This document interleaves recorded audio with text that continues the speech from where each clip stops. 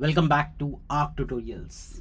This is a concept series where I'll try and make complex topics into explainable, simple terms so that you understand, you get the overview, and this is good for beginners.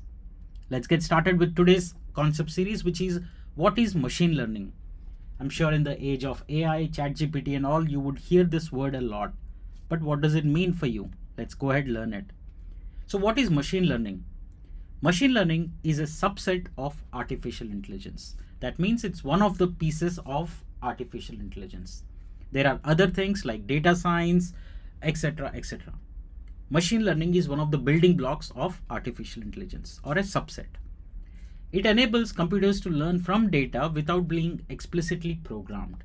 That means when you have a data set, it would adapt, it would learn from that data without you programmatically telling if else, if else, if else. Machine learning models improve their performance as they get more data.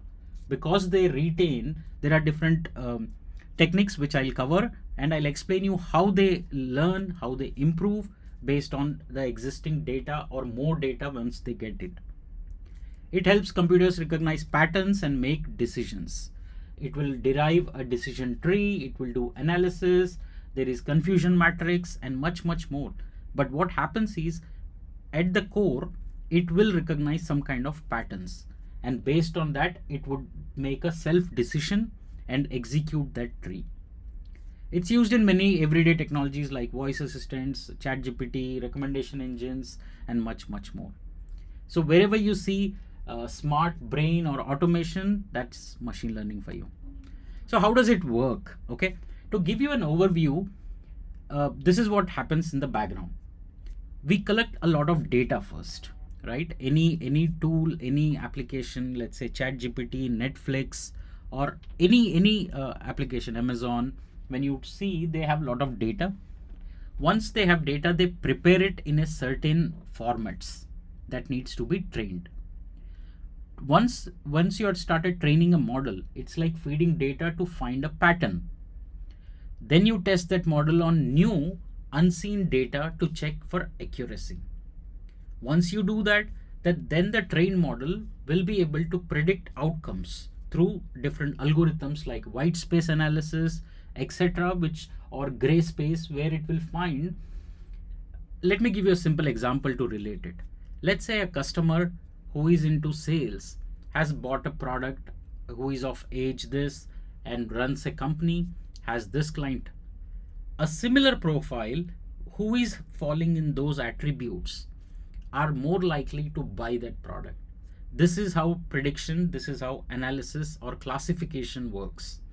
So once your model gets trained, it's getting used to come out with the certain outcomes, and that there are different algorithms to it. It's not only white space analysis, there are K models and much more. Now, how do you improve a model? You can improve a model by continuously feeding in data, and also there is something called tuning. Now, where does the tuning fit into it? There are different types of learnings to it. Like you have the natural learning, you have the regression learning, you have the reinforcement learning, and much more. Now, how do we achieve all of this, right? In simple terms, we use tools and libraries like TensorFlow, PyTorch, Scikit-learn. These are all tools which helps us to build a data set to train that particular data set. Now, what are the different types of learnings? Like I told you, there are different types of learnings that are done. One is supervised learning. Now, it means it's learning from labeled data.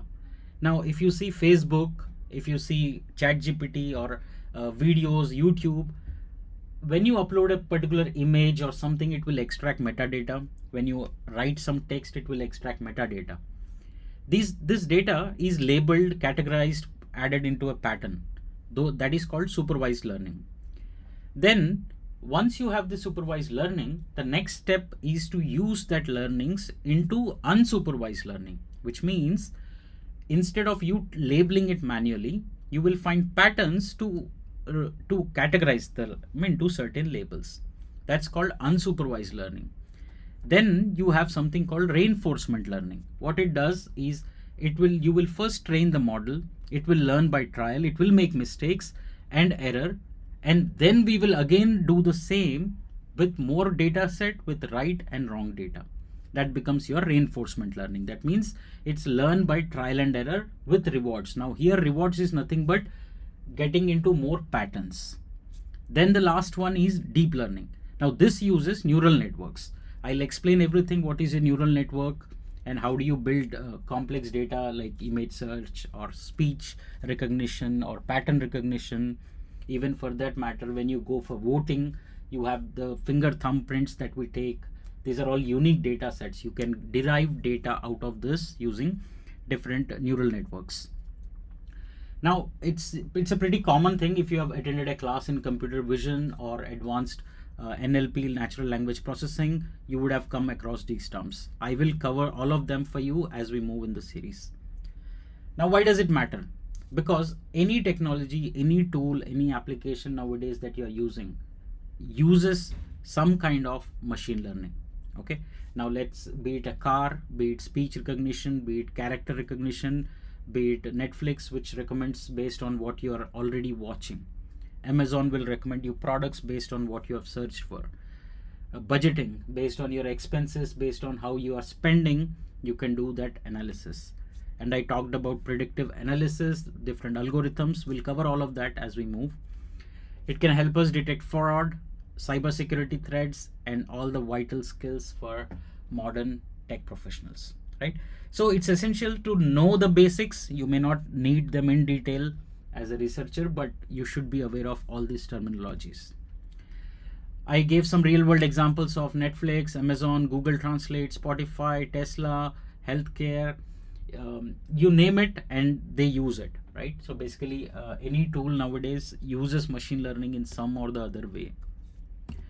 All right, thank you so much for joining. Do let me know your thoughts on this series. If you want me to cover more topics, make it simple for you, please do like, share, and subscribe so more people can get to learn, understand these concepts, and it would help me grow my channel as well. So thank you so much for always supporting me. Please write to me at surya.aradhya@gmail.com. Thank you so much.